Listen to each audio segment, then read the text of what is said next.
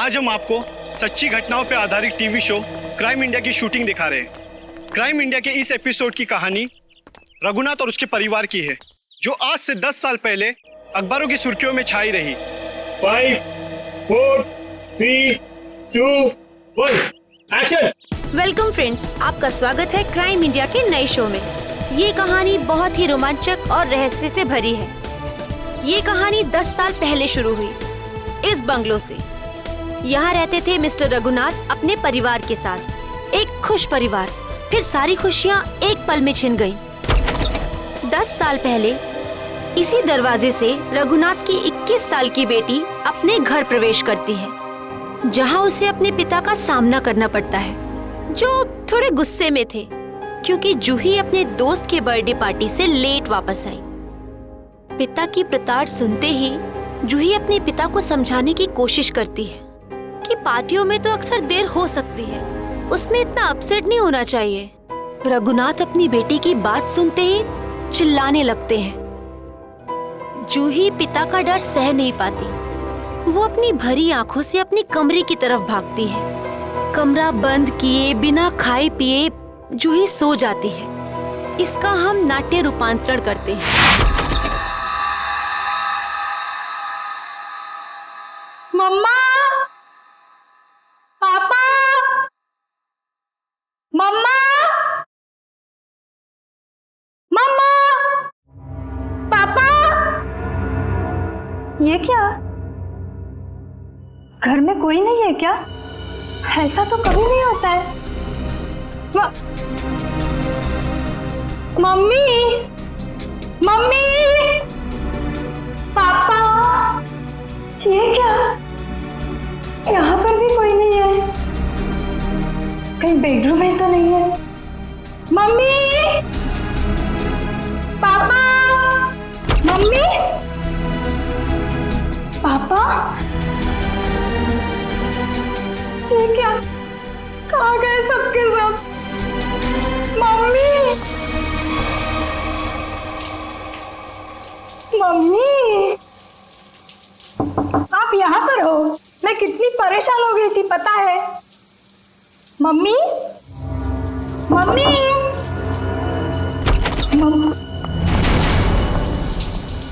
ये क्या? पानी का नल खुला छोड़ के? मम्मी तो ऐसा कभी नहीं करती। मम्मी, पापा, राहुल, राहुल, राहुल, राहुल। अरे राहुल को स्कूल छोड़ने गई होगी मम्मी।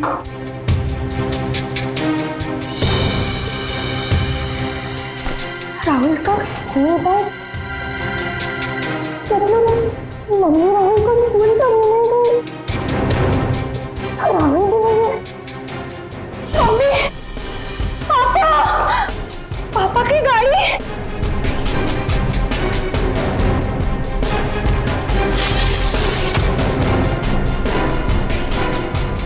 पापा की गाड़ी तो यही है। पापा तो ऐसा नहीं करते कभी। पापा। उस दिन से आज तक जूही को अपने माता पिता और भाई के बारे में कोई खबर नहीं मिली। कहाँ खो गए वो तीनों? लेकिन जूही अपनी आखिरी याद अब तक नहीं भूल पाई है। अपनी मम्मी की पिंक साड़ी और पापा के स्टाइलिश हैट को, जो उन्होंने आखिरी दिन में पहना था, वो आज तक नहीं भूल पाई है। Just stop this nonsense. आप लोग किसी को चैन से जीने देंगे या नहीं? प्लीज मैम, आप प्लीज रुकिए। Shut up. और आप मेरे घर आए कैसे? परमिशन ली है ma'am. To hell with your permission. लोग मेरी जिंदगी को टेलीविजन शो का तमाशा समझते हैं। किसी के भी दर्द को स्टोरी बना देंगे। जिस घर से मेरी यादें जुड़ी हैं, आप उन्हीं यादों को एक्सपोज करेंगे। ये मैं नहीं होने दूंगी। Just go from here. चाहिए। ट्रस्ट मी मैम, हम ऐसा वैसा कुछ नहीं दिखा रहे हैं, बल्कि ये तो आपके लिए अच्छा ही है कि हो सकता है कि शो के बाद आपको नए फोन कॉल्स आए कि आपके मिसिंग पेरेंट्स मिल गए हैं। प्लीज मुझे और लालच मत दो। छोड़ दो मुझे मेरे हाथ में। I said just go from here. Sir, live telecast चल रहा है, आप गलत ना समझे। हम पूरे मसले को बहुत सेंसिटिवली हैंडल कर रहे हैं। सर समझाइए मैम को प्लीज।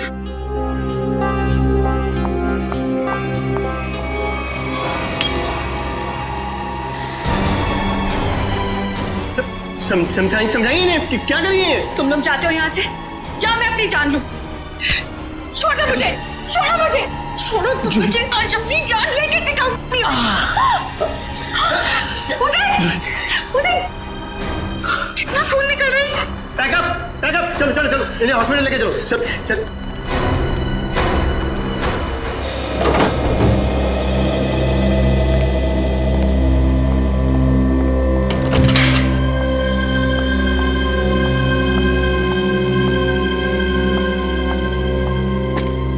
तुम बैठो, मैं तुम्हारे लिए हल्दी वाला दूध लाती हूँ, थोड़ा आराम मिलेगा।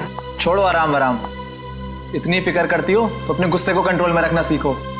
मरने मारने पर उतर आई उस वक्त। तो फिर क्या करती? वो लोग मेरे घर वालों की इज्जत के साथ खिलवाड़ कर रहे थे, मेरे जख्म को रेत रहे थे। मेरे इमोशंस को कभी समझते ही नहीं हो। ऐसा नहीं है, नहीं समझता मैं तुम्हारे इमोशंस। जूही, मैंने ही कहा था, बहुत हिम्मत वाली लड़की हो। जिस तरह से तुमने इस दुख को समेटा और जिंदगी को फिर राह पर ले आई, कोई और होता कब का टूट जाता। तुम जैसा हमसफर बहुत नसीब से मिलता है। और तुम जैसा हस्बैंड भी हर लड़की को नहीं मिलता। इसी बात पर दूध नहीं, ग्रीन टी हो जाए। ठीक है, बैठो, मैं अभी लाती हूँ।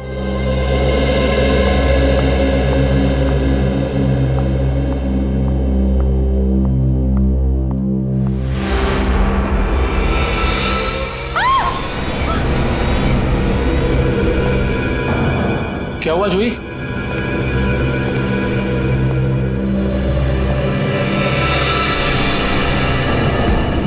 को क्यों लगता है कि ये हैट आपके पापा का है? कोई निशानी, कोई पहचान? ये उनका फेवरेट हैट था। मैंने बचपन से उन्हें यही हैट पहनते देखा था। देखिए जूही जी, प्लीज बुरा मत मानिएगा, लेकिन इससे ये प्रूव नहीं होता कि ये हैट आपके पापा का है। कोई खास दूसरी पहचान, कुछ भी? उदय, इन्हें पापा के वो सारे फोटोज दिखाओ जिनमें उन्होंने यही हैट पहना था।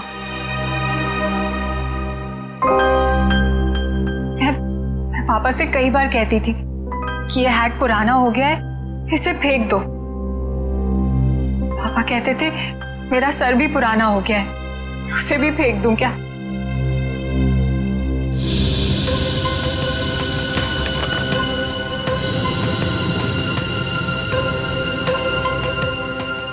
जोश जी, इसे देख के तो ये जाहिर नहीं होता कि ये हैट यही वाला है। हाँ, ये जरूर पता लगता है कि ये हैट भी इस जैसा ही है। आपको क्या लगता है मैं आपसे झूठ बोल रही हूँ? एक काम कर, जरा घर के खिड़की दरवाजे चेक कर। जी सर। जोश जी, आप जो कह रही हैं वो तो हम मान लेते हैं, लेकिन ये हैट यहाँ पे आया कैसे? अपने आप तो नहीं आया। जी सर, किसी ने तो इसे यहाँ रखा ही है। आपको किसी पे शक? नहीं सर, पीछे के सारे दरवाजे और खिड़कियां अंदर से बंद है सर। इसका मतलब जो भी अंदर आया उसके पास मेन डोर की चाबी थी। जूही जी, आपने अपने घर की चाबी किसी और को भी दी है क्या? नहीं तो। हाँ, मुझे याद आया। एक्चुअली कुछ दिन पहले शॉपिंग आर्केड में मेरा पर्स चोरी हो गया था और घर की चाबियां भी उसी में थी। बड़ी लंबी प्लानिंग की गई है, लेकिन 10 साल बाद ये हैट यहाँ रखने का क्या मतलब हो सकता है?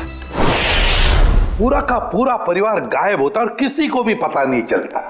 ऐसे कैसे कोई गायब हो सकता है? सर, पुलिस रिपोर्ट में लिखा है कि ना किसी ने चीखने चिल्लाने की आवाज सुनी, ना ही कोई गोली चलने की आवाज सुनी। सर, जब ये हुआ तब जूही अपने ऊपर वाले बेडरूम में सो रही थी और बाकी के परिवार के लोग नीचे थे। तो अगर शोर शराबा होता तो जूही को जरूर सुनाई देता। एग्जैक्टली। अच्छा, इस वॉचमैन का क्या कहना है? सर, उसने बताया कि उसने ना किसी ऐसे आदमी को और न ही ऐसी किसी गाड़ी को बाहर जाते हुए देखा सर। यहाँ तक कि सर रघुनाथ जी की फैमिली को भी उस घर से बाहर जाते हुए नहीं देखा। सर रिपोर्ट में ये भी लिखा है कि घर में जबरदस्ती अंदर आने का कोई निशान भी नहीं मिला था। सर एक बात समझ में नहीं आ रहा, जब घर के सारे लोग गायब हैं तो ये जूही कैसे बच गई? वही तो, जूही को क्यों छोड़ा है? सर हो सकता है उसे जानबूझकर किडनैप नहीं किया गया, ये भी कोई साजिश हो। अच्छा, उस हैट पर से कोई उंगलियों के निशान मिले? हाँ सर, उस हैट पे 5 लोगों की उंगलियों के निशान मिले हैं। 2 तो जूही और उसके हस्बैंड के हैं, बाकी के मैच नहीं हुए हैं। जूही और उसके पति की उंगलियों के निशान, हो सकता है 10 साल बाद जब अपने पिता की हैट देखी तो दोनों ने उठाई होगी। सर अखबार की एक कटिंग में लिखा था कि रघुनाथ जी के एक भाई है हिमांशु, जिनसे उनकी ज्यादा बनती नहीं थी। दोनों भाइयों में प्रॉपर्टी को लेकर कोई झगड़ा चल रहा था। अब बाद में हिमांशु ने जूही से कुछ पुराने इन्वेस्टमेंट्स लौटाने के लिए कहा था सर। दया, इस हिमांशु के बारे में पता लगाना पड़ेगा। सर एक और बात पता चली है। क्या? सर जब हम इस केस की फाइल्स लेने गए तो वहां से पता चला कि ये फाइल्स इंस्पेक्टर विजय भी 2-3 दिन पहले लेकर गए थे। इंस्पेक्टर विजय?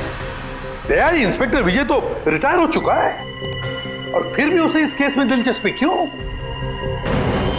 रिटायरमेंट के बाद में तो केस छोड़ देना पड़ता है। नहीं नहीं नहीं नहीं, ये नहीं हो सकता। या तो रघुनाथ जी का केस सॉल्व होगा या तो रिटायर्ड इंस्पेक्टर विजय डिसॉल्व होगा। ये मेरी भी जिद है। और रणजीत, मैं बहुत नजदीक पहुंच गया हूं। किसी भी दिन कमिश्नर के पास पहुंच सकता हूं। सर्विस के दौरान 99 केस और रिटायरमेंट के बाद ये पहला केस, यानी हो गए पूरे 100।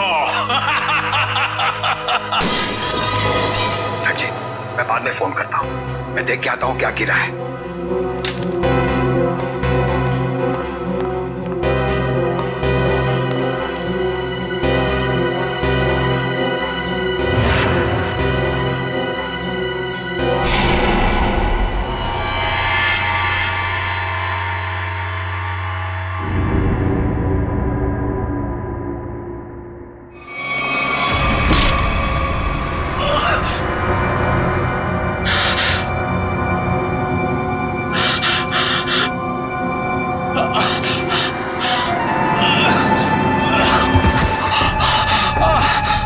इंस्पेक्टर विजय, शायद तू भूल गया है कि अभी तो इंस्पेक्टर नहीं है, रिटायर्ड इंस्पेक्टर हो गया है।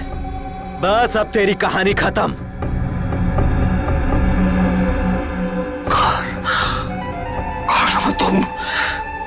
कौन हो तुम? बहुत ठोका था ना मुझे, अभी तक मेरी हड्डियां बोलती हैं। बस अब बस, चार्जशीट भूल जा, फाइल भूल जा। क्यों दबे हुए केस को हवा दे रहा है? बंद कर दे वो केस, बंद कर दे।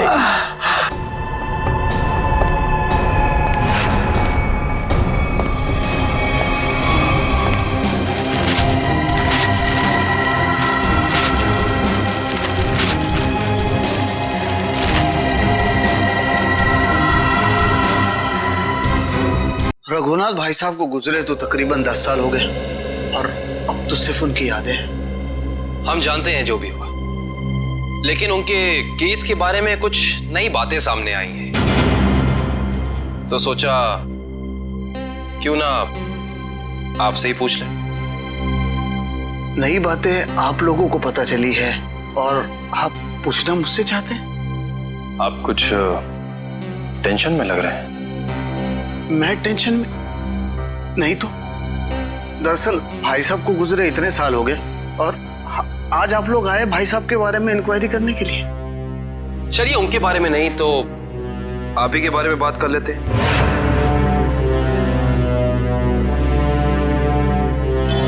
कल दोपहर में कहाँ थे आप?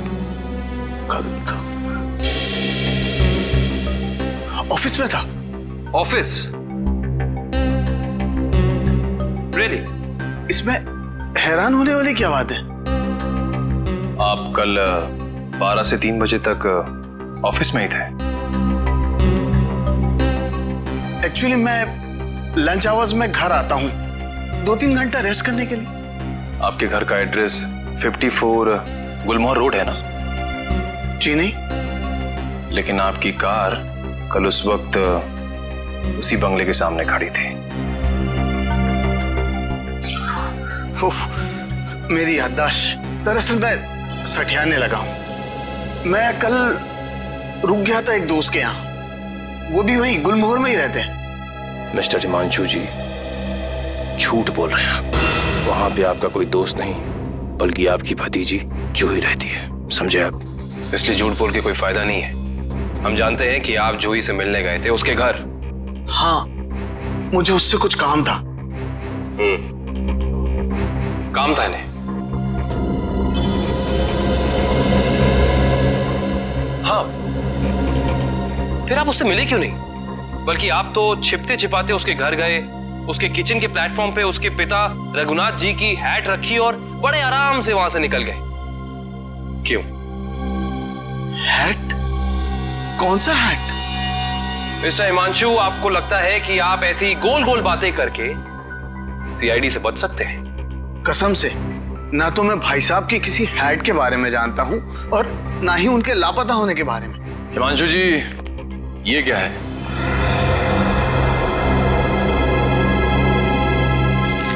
बॉन्ड्स है, मेरे ही है। यही चुराने गया था मैं वहां। बॉन्ड्स? हिमांशु जी, आप अपने ही बॉन्ड्स चुराने गए थे? मिस्टर हिमांशु, आप क्या बचपन से ही ऐसी बेफिजूल की पहेलियां बुझाते रहते हैं? पहली नहीं, सच कह रहा हूं। मैंने और भाई साहब ने मिलकर इन्वेस्ट किया था इनमें, लाखों के है। भाई साहब लापता हो गया और जूही कब्जा करके बैठ गई, दे ही नहीं रही थी। क्या करता, अपनी ही चीज चुरानी पड़ी। हिमांशु जी, चलिए मान लिया एक पल के लिए कि आप सच बोल रहे हैं, लेकिन मैं सच ही कह रहा हूं, लेकिन एक बात आप लोगों को बोलना भूल गया। जैसे ही मैं बॉन्ड्स लेकर वहां से निकल ही रहा था कि अचानक दरवाजा खुलने की आवाज आई। मैं घबरा कर छुप गया। मुझे लगा कि शायद उदय या जूही होंगे, लेकिन कोई और ही था। कौन था? मैं उसका चेहरा तो नहीं देख पाया, सिर्फ पीठ ही देख पाया। लेकिन इतना तो तय है कि वो उदय नहीं था, क्योंकि वो उदय से काफी लंबा और तगड़ा था। बाल लंबे थे, जैकेट पहन रखी थी और शायद जीन्स थी। अच्छा, और कोई खास बात याद है आपको? कोई खासियत, जैसे उसे भीड़ में देखे तो पहचान लें? हाँ, उसके शूज क्रोकोडाइल लेदर के थे। Crocodile leather?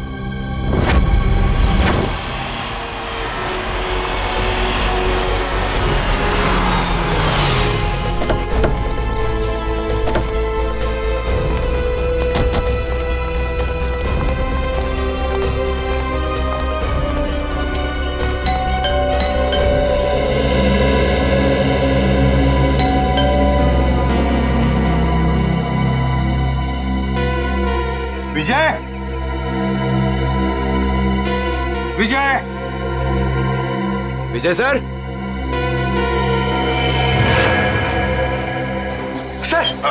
सर दरवाजे में से धुआं आ रहा है सर। माय गॉड, दुष्यंत दरवाजा खोलो। विजय, विजय, विजय, विजय, पेपर जल रहा है, जल्दी से बुझा लें। Yes sir. Vijay, Vijay sir,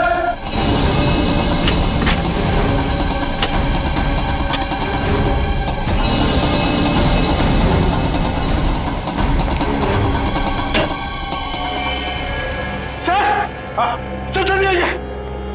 क्या हुआ पंकज? ओह माय गॉड, विजय,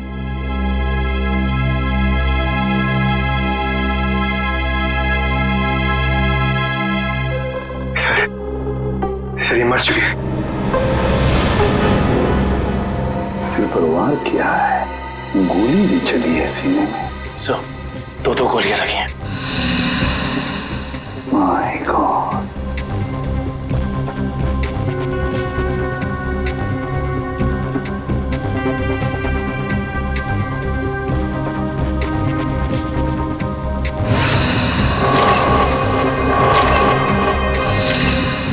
पंकज, पलटाओ इन्हें।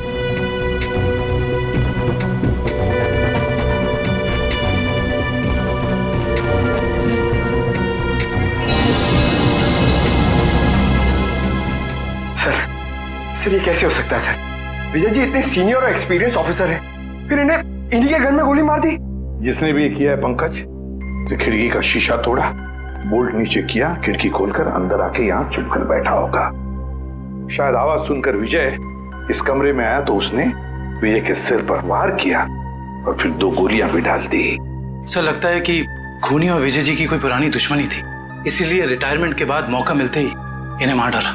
ये भी तो हो सकता है ना दुष्यंत कि विजय किसी मुजरिम के लिए खतरा बन गया था, शायद उसी ने किया हो। ढूंढो इस कमरे को अच्छी तरह, एक एक कोना छानो और पंकज कुछ ना कुछ तो मिलना चाहिए, ढूंढो अच्छी तरह से।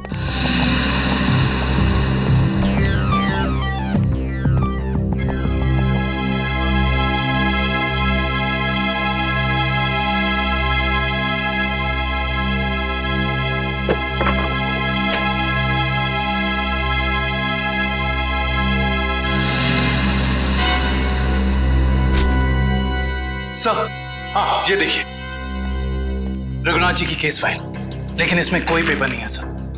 बाकी सब केस फाइल के पेपर्स हैं। ये देखिए सर, सब में पेपर्स हैं सिवाय इसके। तो भी दुष्यंत, इसका एक ही मतलब है, इसके अंदर जो पेपर्स है वो वहां जलाए जा रहे थे। कोई नहीं चाहता था कि रघुनाथ के केस के बारे में हमें कुछ पता चले। सर हाँ सर, विजय जी का मोबाइल मिला और आखिरी कॉल उन्होंने किसी अनुज को किया था। तो फोन करो इस अनुज को।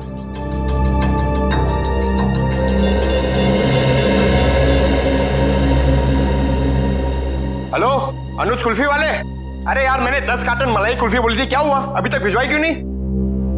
क्या कुल्फी वाले नहीं हो तो फिर कौन हो तुम? मॉडल? मॉडल है? मॉडल अनुज? मॉडल और पुलिस वाले का क्या कनेक्शन हो सकता है?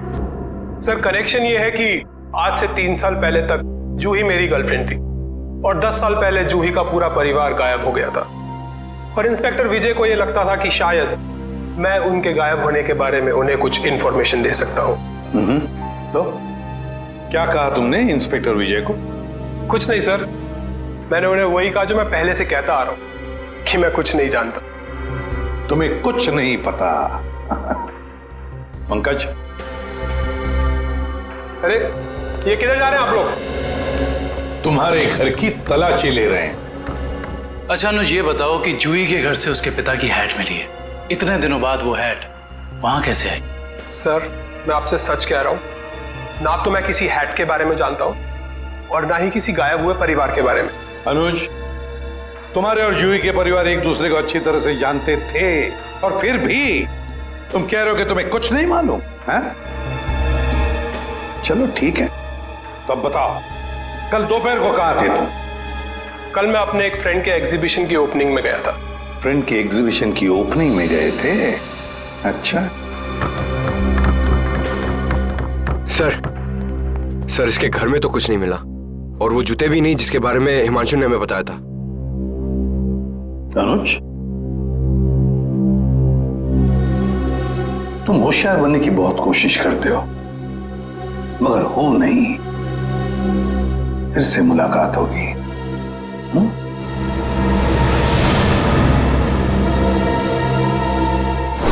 तो समझ में नहीं आ रहा ये आदमी चाहता क्या है। जो एक तरफ वो जूही के घर में हैट रखता है और दूसरी तरफ विजय को मारकर केस के फाइल्स, पेपर्स और फोटोज मिटा देता है।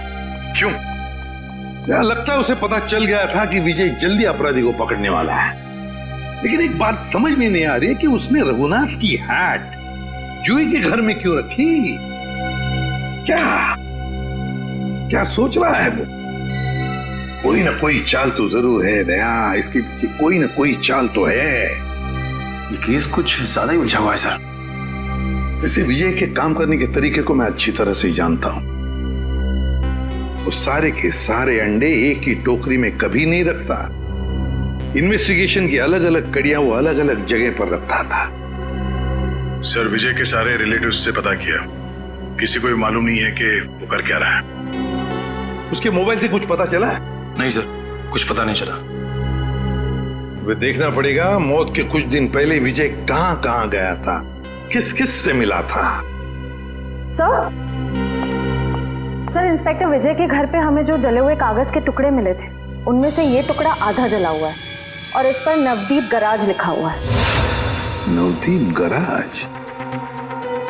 दया, विजय ने ये नाम ऐसे नहीं लिखा है। जरूर इस गराज का इस रघुनाथ के केस से गहरा संबंध है। जरूर कोई ना कोई गहरा संबंध है। विजय सर हाल ही में एक सेकंड हैंड कार के बारे में पूछने आए थे। Second hand car? जी हाँ, एक व्हाइट कलर की सेडान कार बेची थी 10 साल पहले। विजय सर उसी के बारे में पूछने आए थे। उस गाड़ी के कोई रिकॉर्ड या पेपर्स होंगे आपके पास? जरूर सर, हम रिकॉर्ड हमेशा पक्का रखते हैं। गाड़ियों का मामला है, क्या पता कब कोई चोरी की निकल आए। शेखर, वो जरा गाड़ियों की सेल डिटेल की फाइल लेके आना। याद है ये गाड़ी किसने खरीदी थी? जी हाँ, कोई गिरीश साहब थे, उन्होंने खरीदी थी। ये लीजिए सर। ये लीजिए, ऊपर ही रखे हुए हैं, विजय सर को दिखाने के लिए ही निकाले थे।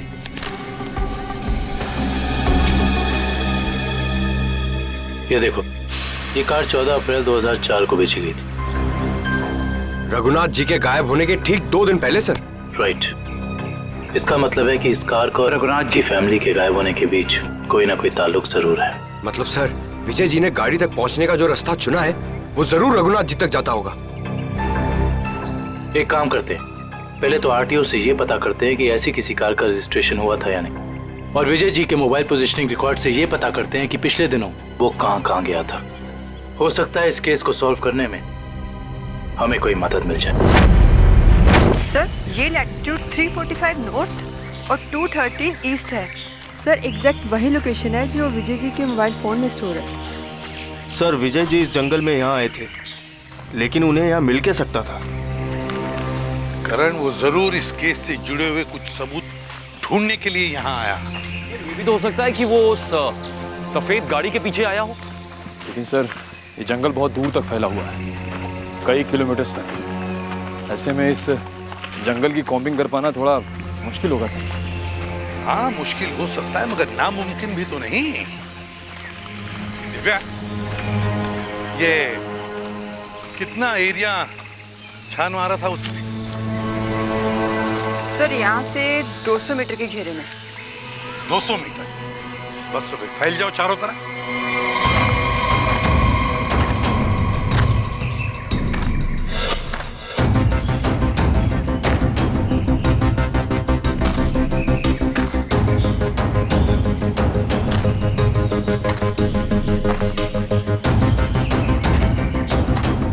सर।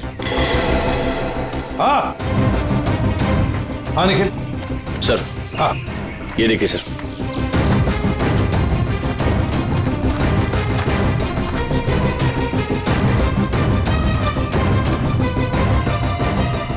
MS01 Y 5371। सर, ये तो वही सफेद कार है जो उस गैरेज से बेची गई थी। देखो जरा, गाड़ी साफ करो अच्छी तरह से।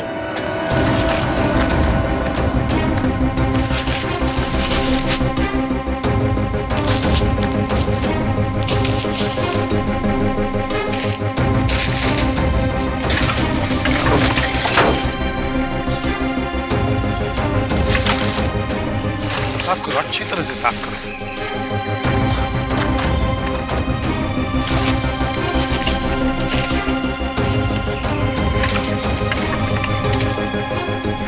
सर। हाँ सर, ये गाड़ी इतनी ऊपर खाई से नीचे गिरी कैसे होगी? एक्सीडेंट हुआ होगा। मगर सर, अगर जूही का परिवार इस गाड़ी में था तो इस गाड़ी में कुछ तो होना चाहिए, कंकाल वगैरह। पूरी गाड़ी खाली है सर। सर 10 साल हो गए, कीड़े सब खा गए होंगे अंदर। हाँ, मगर केविन कुछ तो मिलता, कुछ तो मिलता है ना। एक काम करो, एक गाड़ी के अंदर जितनी भी धूल मिट्टी है सब इकट्ठा करो। करण, जाकर वैक्यूम क्लीनर लेके आओ। सर, ऐसा भी तो हो सकता है कि वो लोग कभी गाड़ी में थे ही नहीं। केविन, ये भी तो हो सकता है कि गाड़ी के अंदर जितने भी परिवार वाले थे उनकी लाशों को कहीं और फेंक दिया और गाड़ी को यहाँ खाई में लाकर नीचे ढकेल दिया।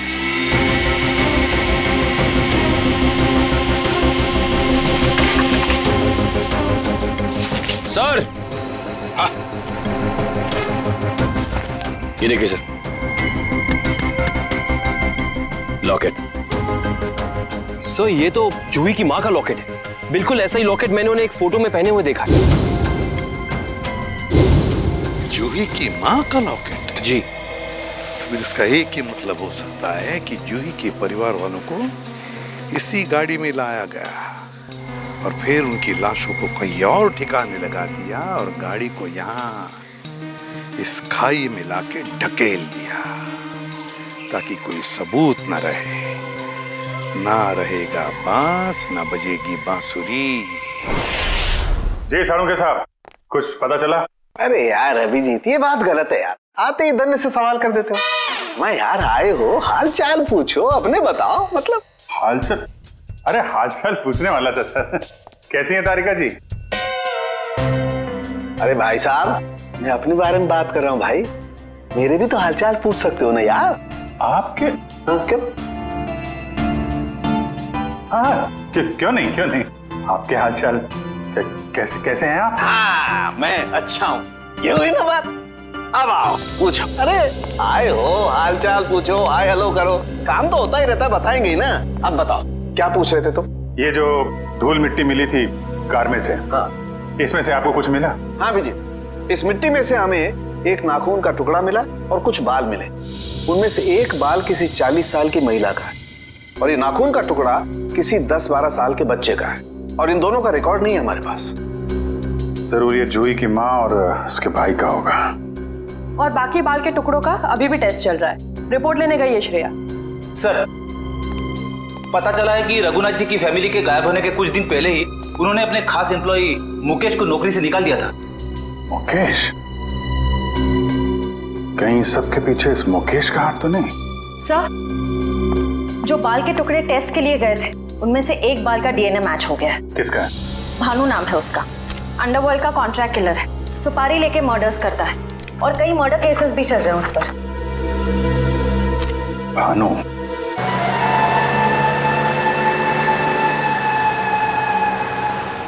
मुकेश, तुम्हें पूरा यकीन है ये बाइक वाला आदमी भानु ही है? हाँ सर, सिग्नल तो यही बता रहा है। हाँ।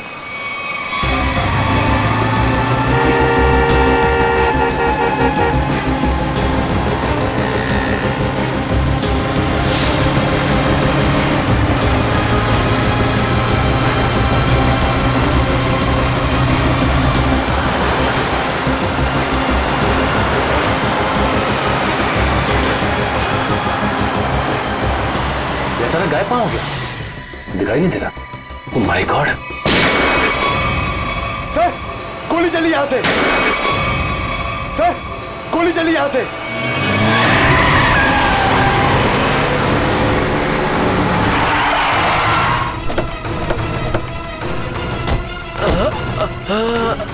बताओ भानु, कैसे हुआ ये सब? बोलो भानु, कैसे हुआ? बोलो Bhanu. Tiger point. Tiger point पे क्या Bhanu? Bhanu! My God,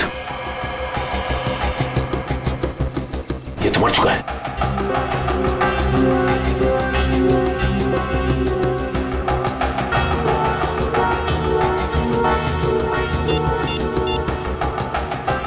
sir, इसके मोबाइल में एक अनआइडेंटिफाइड नंबर से मैसेज आया था। एक मिनट।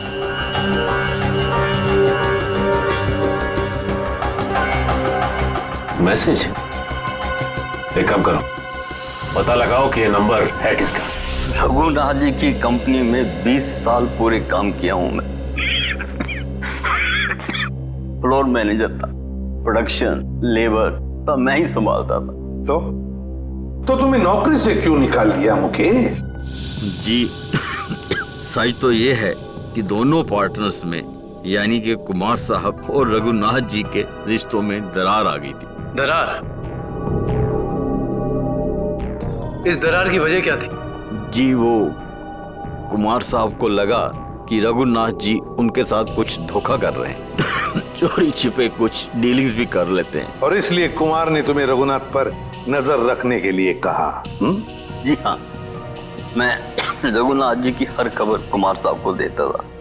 वो किससे मिलते हैं, क्या डील करते हैं, क्या लेन देन है, सब। और जब रघुनाथ ने तुम्हें पकड़ लिया ये सब करते हुए, तो उन्होंने तुम्हें काम से निकाल दिया? जी हाँ, और उसके ठीक 1 साल बाद में कुमार जी और रघुनाथ जी ने अपनी पार्टनरशिप खत्म कर दी। जी हाँ, ये तो होना ही था।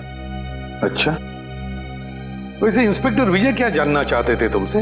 जी वो कुमार साहब के एक्सीडेंट के बारे में पूछने आए थे, जिनमें उनकी बच्ची और बीवी भी चली गई थी। और इंस्पेक्टर विजय को ऐसा लगता था कि ये एक्सीडेंट नहीं बल्कि एक मर्डर है। और जब पार्टनरशिप रही नहीं तो मर्डर की भी बात नहीं आती? जी दोनों पार्टनर अलग भी इस तरह हुए जैसे रजामंदी नहीं थी, और फिर दोनों एक ही बिजनेस में कंपटीशन करने लगे, और वो भी इस तरह के जैसे एक दूसरे को बर्बाद कर देंगे। और हाँ, कुमार साहब की मौत के बाद सबसे ज्यादा तरक्की और फायदा रघुनाथ सेठ को हुआ। कुमार की मौत का सबसे ज्यादा फायदा हुआ रघुनाथ को। सबसे ज्यादा फायदा। इस कुमार फैमिली के एक्सीडेंट के सारे डिटेल्स निकालो, देखें तो सही कि क्या ये वाकई एक्सीडेंट था या फिर। सर, आपको क्या लगता है कुमार की फैमिली की मौत के पीछे क्या रघुनाथ का हाथ था? कविन, रघुनाथ को बिजनेस में कुमार से फायदा हुआ, इसका मतलब ये नहीं कि रघुनाथ ने कुमार को मारा होगा। Okay, thank you so much. लेकिन क्या पता चला एक्सीडेंट के बारे में? सर, मिस्टर कुमार हर रोज की तरह ऑफिस से घर पहुंचे। घर से वो लोग एक रिसोर्ट के लिए निकले। उनकी पत्नी ने एक सरप्राइज वेकेशन प्लान किया था, क्योंकि अगले दिन मिस्टर कुमार का बर्थडे था। वो लोग उसी रिसोर्ट में बर्थडे सेलिब्रेट करने वाले थे। जब ये जा रहे थे, इनका बच्चा भी इनके साथ में था, और उसी दौरान ये एक्सीडेंट हुआ। किस्मत भी अजीब खेल खेलती है, जहाँ एक पल खुशियाँ थीं, अगले ही पल मातम छा गया। सर, लेकिन ये एक्सीडेंट हुआ कैसे होगा? गाड़ी का अचानक ब्रेक फेल हो गया। मिस्टर कुमार की गाड़ी की स्पीड बहुत तेज थी, वो गाड़ी को काबू में नहीं कर पाए और गाड़ी लुढ़कते लुढ़कते खाई में जा गिरी। कार के ब्रेक्स अचानक फेल हो गए। अचानक, बड़ी अजीब बात है। सर, गाड़ी बिल्कुल नहीं थी। मिस्टर कुमार ने एक हफ्ते पहले वो गाड़ी खरीदी थी, तो ब्रेक फेल होने का सवाल ही पैदा नहीं होता। सर, वही तो। सर, ऐसा भी तो हो सकता है कि कुमार की ही फैमिली के किसी मेंबर ने रघुनाथ की फैमिली से बदला लेने के लिए ये सब किया हो। कुमार परिवार की मौत के 20 साल बाद कौन बदला लेना चाहता है? जहां पर एक्सीडेंट हुआ वहां पर मिस्टर एंड मिसेस कुमार की लाश मिली थी, बच्चे की लाश नहीं मिली है ना? एक मिनट। क्या हुआ सर? गाड़ी घुमा लो। काविन, पता चल गया ये खूनी कौन है।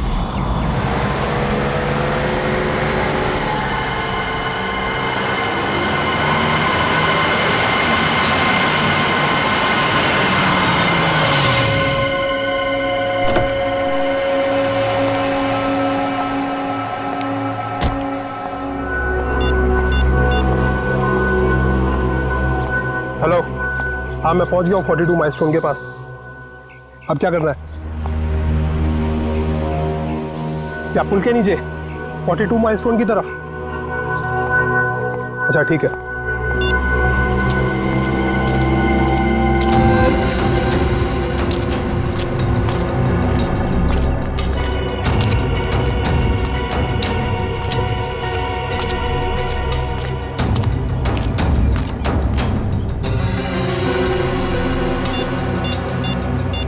हेलो, हाँ आप किधर आना है? ये लेफ्ट राइट क्या लगा रखा है? पागल समझ रखा है क्या?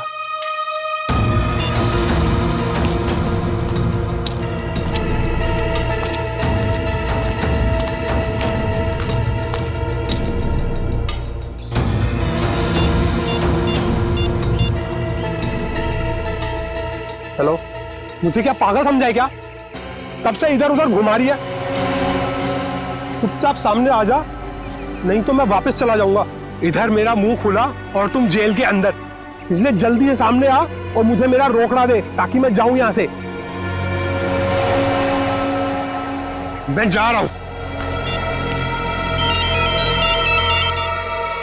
घबराओ मत अनुज, तुम्हारा पैसा पेड़ के पीछे रखा है।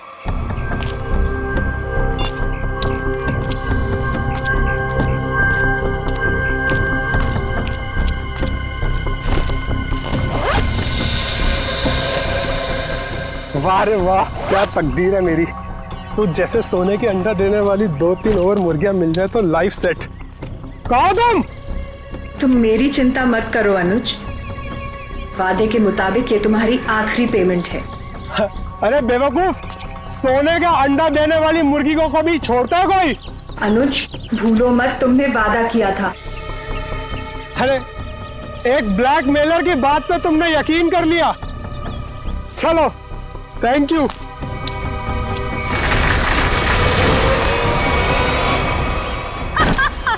ये क्या कर रहे हो जोई तुम?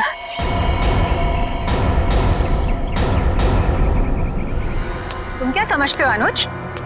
तुम मुझे ब्लैकमेल करते रहोगे और मैं सहती रहूंगी? हमसे उस्तादी बहुत भारी पड़ेगा तुमको। Shut up. यहाँ वही होगा जो मैं चाहूंगी।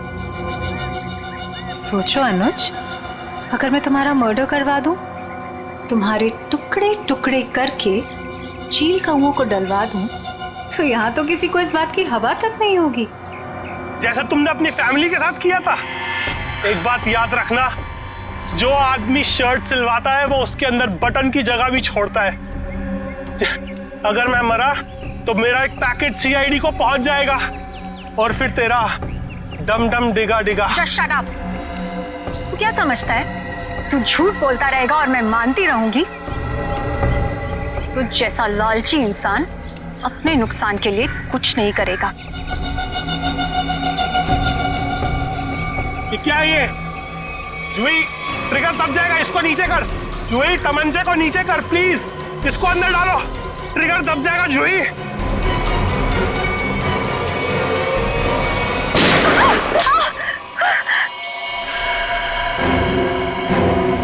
सीपी सर, आप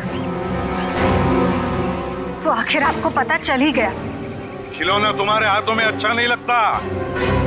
अपने लोगों को कह दो चुपचाप हमारे हवाले हो जाए। देख क्या रहे हो? भून दो एसीपी को।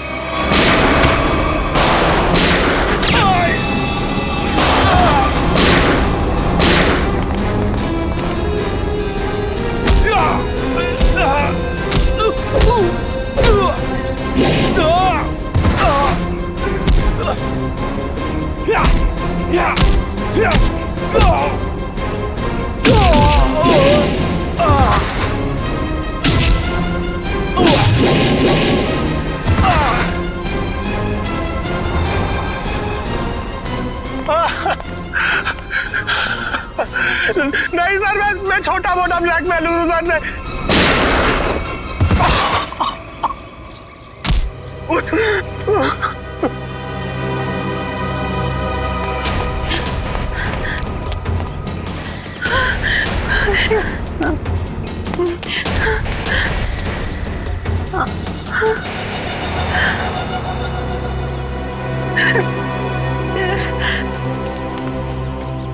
देखो इस प्यारी बिटिया को जिसने अपने माता पिता का खून कर दिया। बताओ क्यों मारा तुमने अपने माता पिता को? वो मेरे माता पिता नहीं थे, उन्होंने सिर्फ मुझे गोद लिया था। मेरे असली पापा मिस्टर कुमार थे, जिनकी मौत एक कार एक्सीडेंट में हुई, और वो एक्सीडेंट रघुनाथ ने करवाया था। और अपनी माता पिता की मौत का बदला लेने के लिए तुमने रघुनाथ और उसकी बीवी को मारने का प्लान बनाया, और उसके लिए तुमने भानु को पैसे भी दिए, है ना? हाँ, और भानु ने उस काम को पूरा अंजाम दिया। उसके बाद तुमने भानु के हाथों विजय जी को मरवा दिया, और फिर भानु को भी अपने रास्ते से हटा दिया। हाँ, क्योंकि मैं अपने खिलाफ कोई सबूत नहीं छोड़ना चाहती थी। तो सारे इल्जाम अनुज पर आ जाए, है ना? और अनुज, तुम जूही के घर पे रघुनाथ जी की हैट रख के तुमने एक बंद केस को खोल दिया। चोर चोर मौसेरे भाई, वाह रे वाह। लेकिन एक बात याद रखना, मुजरिम चाहे कितना भी चालाक हो, उसका आखिरी ठिकाना तो जेल की चार दीवारी में भी होता है। अब जेल की सलाखों के पीछे सड़ते बैठना फांसी का ऑर्डर आने तक